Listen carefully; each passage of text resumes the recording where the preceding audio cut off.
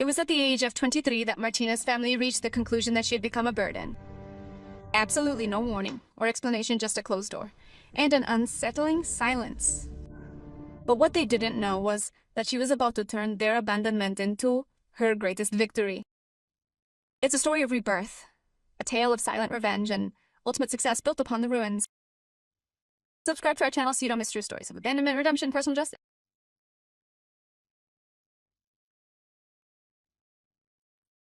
The lock click with a sharp click that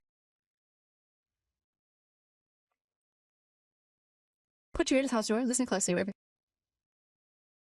A silence so thick it seemed to suffocate me. "Mom!" I called, knocking lightly on the wood. "Dad, it's me, Martina." Nothing. Just the cold February wind whipping my back in the courtyard of my apartment building in Turin, Balin. I still had the shopping bag with the fresh bread and buffalo mozzarella I had bought for dinner in my hand. My house keys, the ones I had used since I was 16, no longer turned in the lock. They had changed the lock without telling me anything. I pulled out the phone with shaking hands. I called my mother. Once, twice, 3 times. Every call went to voicemail. Then my father. Same result. Then my sister Elisa, the princess of the family. The one who could do everything while I couldn't do anything. On the 5th ring, she answered, but not with her own voice. It was in the background. I could hear her laughing with someone. Then the click had hung up on me again. Panic began to rise from my stomach, squeezing my throat like a vice. What was happening? What had I done that was so terrible to deserve this? Like and subscribe to find out how Martina transformed this nightmare into her rebirth. 2 days earlier, everything seemed normal. Normal to them, at least. I was the daughter who worked part-time in a cafe, the one who studied languages at university, the one who hadn't yet found her path according to my father's expectations. Elisa, on the other hand, was the lawyer, the perfect girlfriend with the guy from the right family, the one who posted smiling photos on Instagram with captions like family and everything. During our dinner that evening, what would be my final meal at that table, my father looked at Elisa with pride. She happily announced that her fiancé David had presented her with a beautiful promise ring. Mom said, with a sharp glance directed at me, someone in this family clearly knows exactly what they want from life. I simply gritted my teeth, as I always did when confronted. I know what I want too, Mom. Are you wasting your time with that useless degree? Dad had interrupted me. Languages. And then what will you do? Interpreting for tourists. And Elisa is perfect, I know. That I concluded, getting up from the table. Enjoy your meal. That night, in my little room, I had heard their voices through the wall. They were talking about me, of course, always. About me, about the burden I represented, about how much easier life would be without me. It costs too much to support her, my father said, and it doesn't contribute anything. Maybe we should give her an ultimatum, my mother suggested. Either she finds a real job or she leaves. I had no idea that the ultimatum would come in the form of changing the locks. Now I was standing in front of the closed door, with a bag of groceries and nowhere to go. My savings amounted to 280. My job at the bar guaranteed me about €0 a month, enough to survive, but not to find an apartment in Turin. I looked at my phone. No explanatory text, no call, nothing. They had simply written me off. It was at that moment that something inside me broke, not with a loud noise, but with a silent crack, like ice cracking under pressure. And from that, I was lost. Something I didn't know I had emerged from the crack. A fierce, cold, calculated determination. If they wanted to get rid of me, great. But they wouldn't see me begging, crying, or crawling back anymore. They would see what it really means to abandon someone. I called Chiara, my only true friend, the one who didn't judge me for not being perfect like Elisa. Elisa answered on the 2nd ring. "Marty, are you okay?" "They threw me out," I said, in a flat, almost surprisingly calm voice. "Can I sleep at your place tonight?" Chiara lived in a tiny studio apartment in the San Salvario area, but she took me in without asking questions. The damp-stained ceiling held my gaze, as I slept on her couch that night meticulously, constructing a plan in my head. The next day, I went to the bar as if nothing had happened. The owner, Sergio, a man in his 60s with a heart as big as his belly, noticed right away that something was wrong. "You're pale as a sheet," he said, as I made cappuccinos. "Problems at home?" I told him everything. He listened in silence, cleaning the same glass to clean it. After a good 5 minutes, he said, "I have a small apartment above the warehouse. It's ugly, huh? I won't lie to you. But if you need a place to stay for a while, it's yours. In exchange, you'll do a few extra hours here." I accepted without hesitation. The apartment was indeed ugly.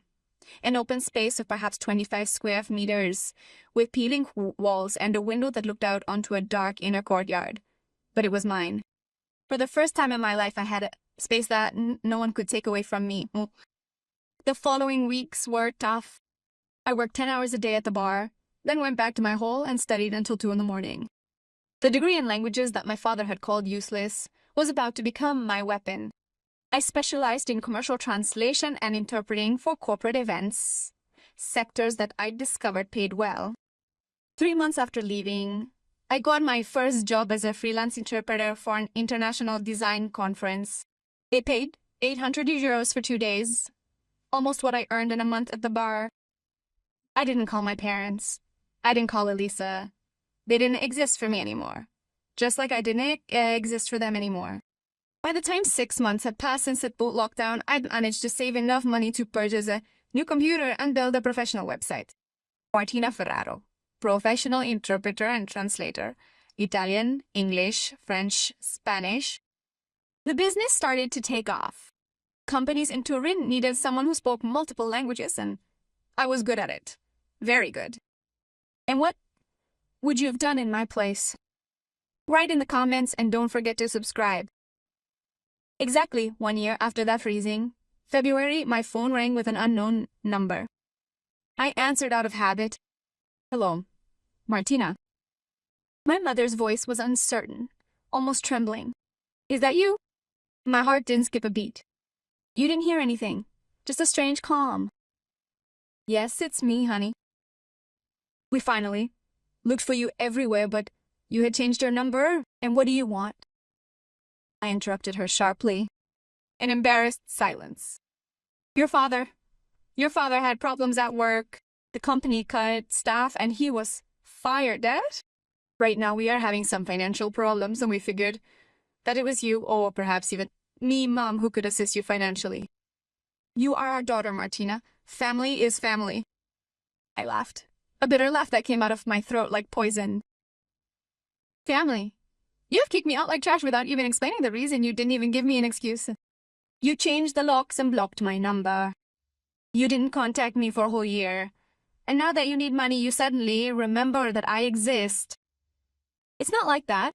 How much do you need?" I asked in an icy tone. Euro 3,000 euros, Mom whispered. "Just to get through this difficult time. Will we pay it back to you soon?" No. What did I say? No, I won't give you a cent." "Martina, are you really that cruel after everything we've done for you?"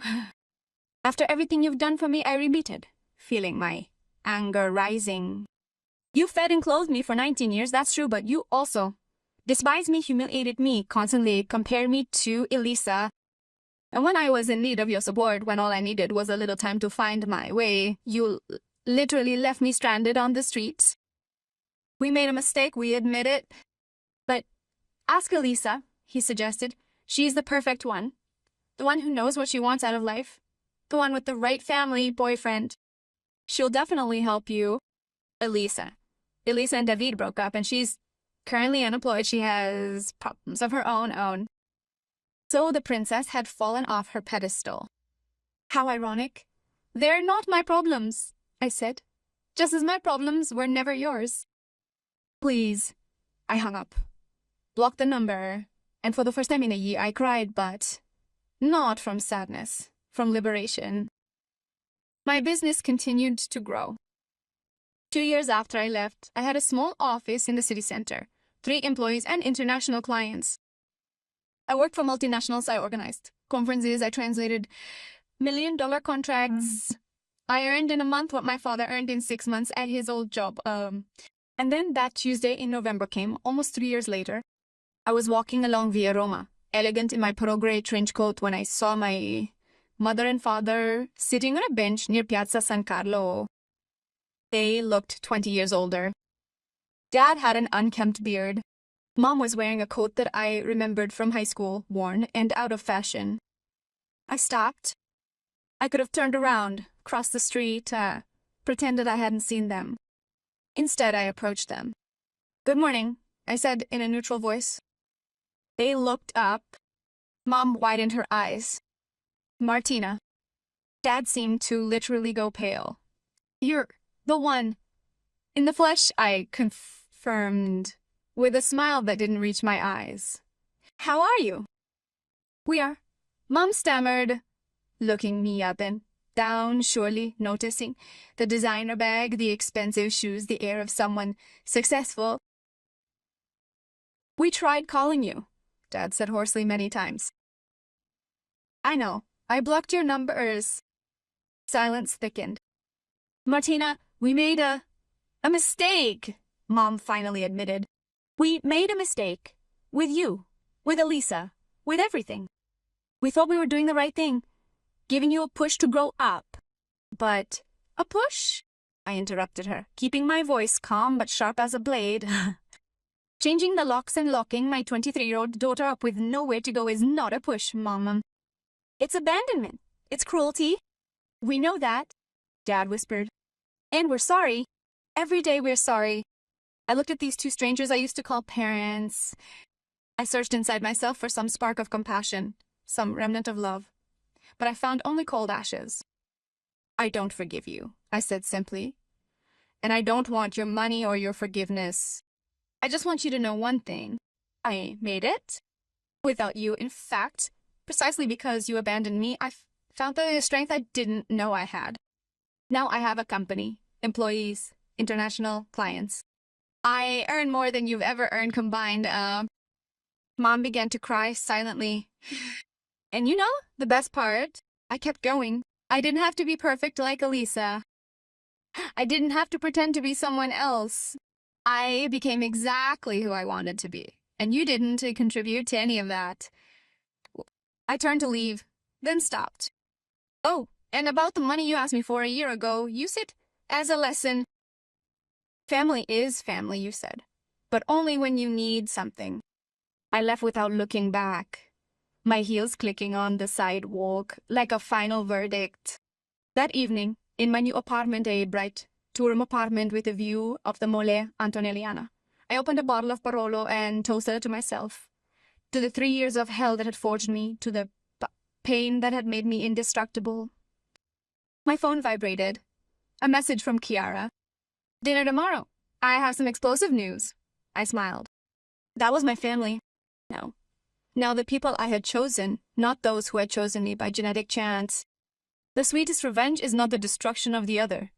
It is the construction of oneself. It is becoming so happy, so fulfilled, so complete that their absence becomes irrelevant. They had left me alone, thinking that I would collapse. Instead, I had learned to fly. Comment on what you would have done in this situation, and subscribe for more stories of rebirth and revenge. 2 years later, my name appeared on the front page of a Turin business newspaper. Martina Ferraro, 28, the young entrepreneur who revolutionized the simultaneous translation sector in Piedmont. I received dozens of congratulatory messages, clients, colleagues, friends, and one message from an unknown number. "We are proud of you, Mom and Dad." I decided to delete it without replying, knowing that some doors, once closed, are never reopened. And that's okay.